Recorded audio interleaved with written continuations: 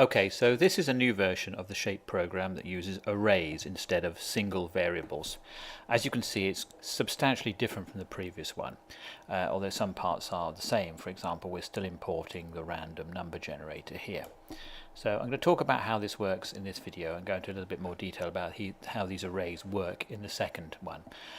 Okay, so first of all, these are the two critical parts. These are the ones that actually define the array data, the lists of data.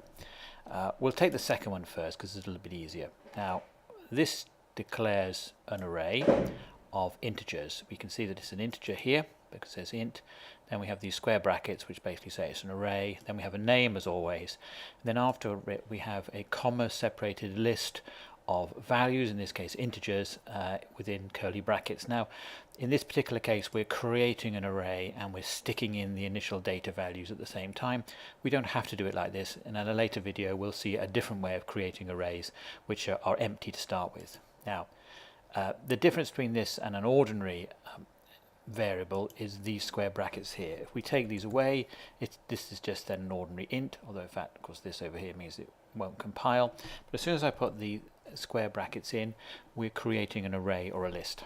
Similarly up here we've got one called shape names, which is an array of strings, and again we've got a comma separated list of string values, and you can see that the first one is triangle, and down here we have 3, then we have square and 4. So there's obviously a relationship between these two, in that in any given position in this array, in this case the first thing is the name and here's the number of sides, and in the case of say the last one, again this is an octagon and this is the number of sides.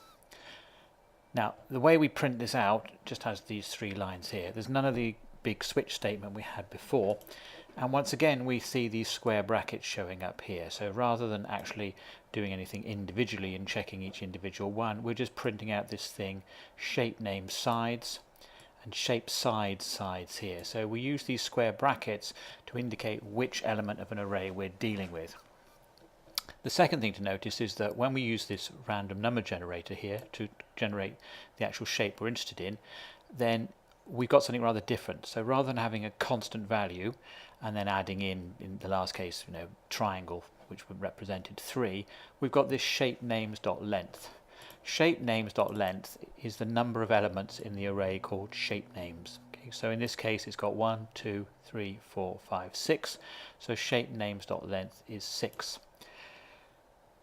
Now we'll go into a little bit more detail about how arrays work in the next video, but first of all I'm going to show it to you. Okay, so if we run it a couple of times, then you can see that it basically works pretty much the same as the last one. It's probably going to say hexagon lots of times now. Oh, no, it's said something different. One thing that's much easier than the last one is, suppose I want to add in another shape here.